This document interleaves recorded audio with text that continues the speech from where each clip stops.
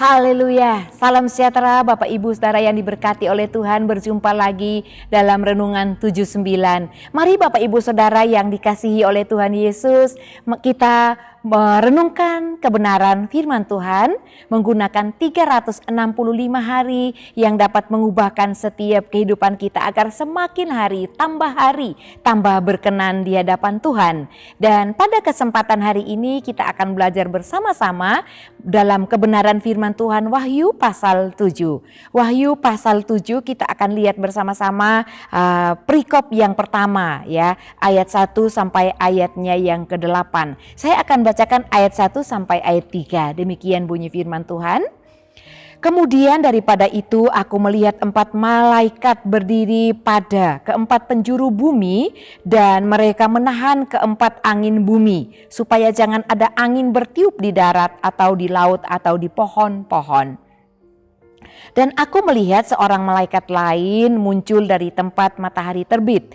Ia membawa meterai Allah yang hidup, dan ia berseru dengan suara nyaring kepada keempat malaikat yang ditugaskan untuk merusakkan bumi dan laut.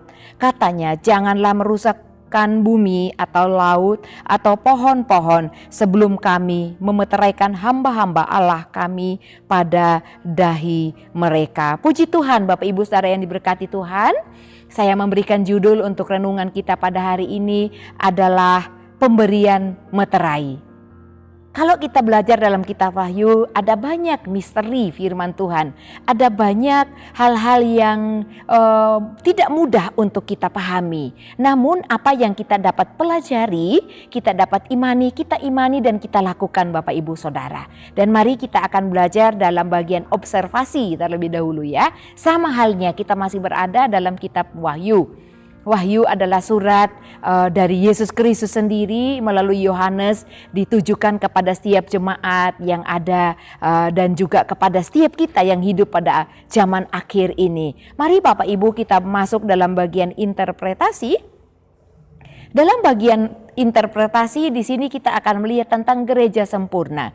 Gereja sempurna adalah gereja orang-orang kudus, anak-anak Tuhan, umat-umat Kristiani yang hidup berkenan di hadapan Tuhan, mawas diri setiap hari. Meskipun masih hidup di dalam dunia, tapi orang-orang demikian yang disebut gereja sempurna, mereka berusaha untuk hidup di atas kebenaran firman Tuhan. Dan mereka berusaha semaksimal mungkin tidak melakukan perbuatan yang tidak berkenan di hadapan Tuhan. Artinya menghindari dosa dalam kehidupannya. Mungkin kita berkata tidak ada seorang pun yang sempurna di muka bumi ini. Itu betul sekali. Karena tidak ada orang yang sempurna, hanya Allah yang sempurna. Tapi gereja sempurna adalah orang-orang kudus yang sudah dikuduskan Tuhan tapi berusaha hidup di dalam kebenaran firman Tuhan. Nah, Bapak Ibu yang diberkati Tuhan, di ayat pertama ya dalam bagian interpretasi kita melihat bahwa dikatakan ada 4 malaikat dari 4 penjuru. Dan malaikat-malaikat ini siap untuk melakukan penghukuman, melepaskan penghukuman. Ya, saya baca ulang, keempat penjuru bumi, dan mereka menahan keempat angin bumi supaya jangan ada angin bertiup di darat atau di laut atau pohon-pohon. Bukan angin biasa, tapi sebetulnya ini berbicara tentang penghukuman untuk bumi ya. Bertiup di laut, di darat, pohon-pohon, berbicara tentang penghukuman, tetapi ada yang menahannya. Dikatakan ketika angin itu akan harusnya dilancarkan atau penghukuman itu berlangsung, masih ada yang menahan. Dan ketika keempat malaikat ini menahan keempat angin bumi, ada yang bersuara Bapak Ibu Saudara di ayat yang kedua, yaitu bagian interpretasi yang kedua.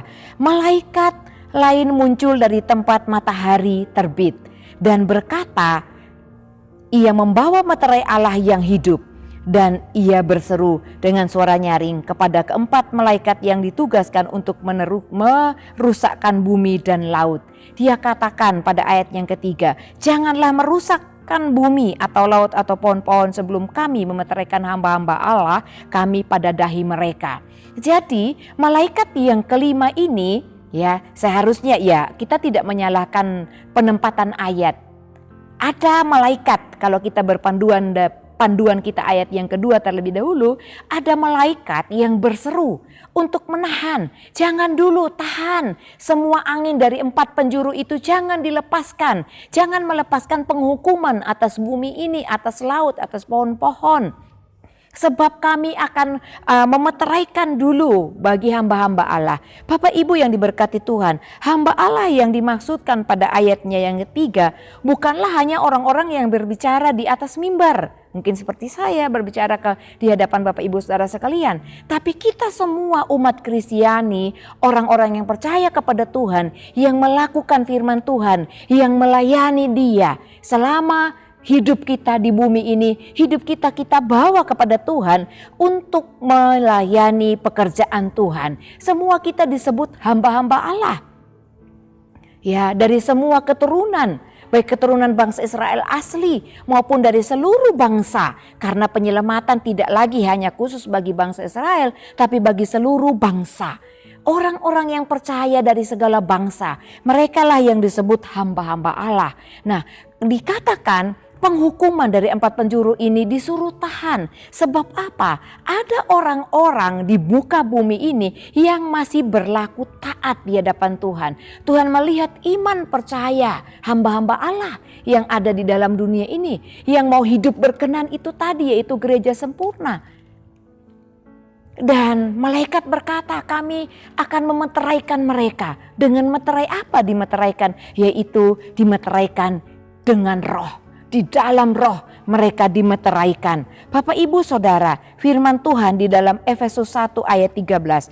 Di dalam Dia kamu juga, karena kamu telah mendengar firman kebenaran, yaitu Injil keselamatanmu, di dalam Dia kamu juga ketika kamu percaya dimeteraikan dengan Roh Kudus yang dijanjikannya itu. Dikatakan ketika kita percaya kepada Tuhan Yesus, ketika kita hidup dalam kebenaran, kita hidup di dalam Dia, di dalam iman percaya kita dimeteraikan dengan Roh Kudus. Dan itu dijanjikan dan diberikan kepada setiap orang yang percaya. Artinya orang-orang percaya, hamba-hamba Allah yang dimaksudkan dalam Wahyu 7 ini adalah orang-orang yang berkenan di hadapan Tuhan dan mereka dimeteraikan dengan Roh Kudus, dengan Roh Allah sendiri. Jadi orang-orang yang memiliki Roh Allah, yang memiliki tanda, mereka akan diluputkan dari malapetaka. Pemberian meterai artinya tanda kepemilikan ya, menandakan ya. Tindakan pemberian tanda meterai itu adalah tindakan penegasan kepemilikan Allah atas umatnya. Jadi kenapa harus diberikan perbedaan, diberikan tanda? Supaya ada penegasan bahwa kepemilikan Allah itu berbeda dengan orang-orang yang bukan milik Allah, yang menolak untuk menjadi milik Allah. Yaitu orang yang menjadi milik Allah atau mereka yang menjadi umat-umat yang dimeteraikan dan menjadi milik Allah sendiri, umat Allah sendiri, yaitu orang-orang yang mempunyai iman kepada Tuhan Yesus Kristus dan memberi diri mereka untuk bertobat sehingga mereka memperoleh keselamatan dan dimeteraikan oleh Roh itu sendiri. Dan Bapak Ibu Saudara sekalian, dalam bagian aplikasi apa yang harus kita lakukan? Sebagai anak-anak Tuhan tentu kita harus merenungkan bahwa tidak ada seorang pun yang akan luput dari malapetaka, dari 4 malaikat penjuru bumi yang membinasakan dan menyesatkan itu. Tidak akan ada seorang pun yang dapat luput kalau mereka tidak dimeteraikan, kecuali dimeteraikan dengan Roh Allah. Ya, mereka yang dimeteraikan, mereka akan memperoleh keselamatan dari Allah, luput dari malapetaka tersebut. Oleh karena itu Bapak Ibu Saudara, kita tidak pernah tahu kapan peristiwa itu akan terjadi, apakah sudah atau belum. Ya, kita mungkin tidak terlalu tahu akan hal ini terjadi, tapi tugas kita adalah berjaga-jaga. Firman Tuhan katakan berjaga-jagalah dalam roh. Kita harus berjaga-jaga setiap hari, setiap waktu dalam hidup kita. Sebab Allah mengenal siapa saja umat-umatnya, siapa saja milik kepunyaannya. Semua orang milik kepunyaan Tuhan, tapi siapa yang mau jadi milik Allah sendiri, artinya mereka yang mau bertobat dan memberi diri untuk diselamatkan oleh Tuhan. Allah memberikan perlindungan kepada umatnya yang mau tetap menjadi milik Allah, tidak menolak kasih Allah dalam kehidupan mereka. Oleh karena itu Bapak Ibu Saudara yang diberkati oleh Tuhan, mari berilah hidup kita ini hidup dalam pertobatan setiap waktu, setiap saat. Supaya kita menjadi orang-orang yang akan dimeteraikan, yang menerima dimeteraikan oleh roh Allah itu sendiri. Dan kita luput dari malapetaka yang Tuhan akan lakukan bagi orang-orang yang menolak Kristus, orang-orang yang memusuhi Kristus, orang-orang yang menghujat Kristus, orang-orang yang membenci Kristus dan menolak akan keselamatan itu. Puji Tuhan, Tuhan Yesus memberkati.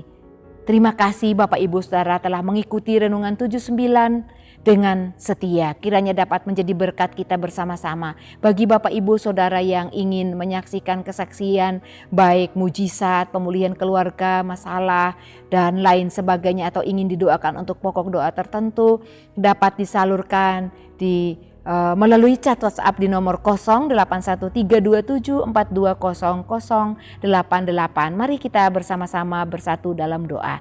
Terima kasih Bapa yang mulia, Allah yang berkuasa dalam hidup kami. Kami berterima kasih Tuhan, kami menjadi umat-umat kepemilikan-Mu Tuhan, dan Engkau adalah Tuhan bagi kami. Kami bersyukur Tuhan ada pemberian meterai bagi orang percaya, dan kami luput dari malapetaka yang akan terjadi di muka bumi ini. Tuhan tolong kami, berikan kekuatan iman bagi kami supaya kami tetap berjaga-jaga Tuhan, dan kami menjadi orang-orang yang tekun dalam iman, teguh di dalam iman percaya kami, supaya kami tidak menjadi orang-orang yang masuk dalam penghukuman dan mengalami penderitaan itu Tuhan. Tapi kami bersyukur bahwa ada kasih Allah yang terus melingkupi kami, dan Engkau mengenal kami umat-umat kepemilikan-Mu Tuhan, dan kami terus menjadi milik-Mu yang menerima berkat dan perlindungan Allah itu sendiri. Kiranya Tuhan tetap menunjukkan hati kepada keluarga GPD LSD Magelang, kepada kasih Allah dan kepada ketabahan Kristus. Terima kasih Tuhan, kami mengucap syukur, berterima kasih atas kasih setia-Mu yang tidak pernah berkesudahan dalam hidup kami umat-umat-Mu. Dalam nama Tuhan Yesus Kristus kami berdoa, haleluya, amin.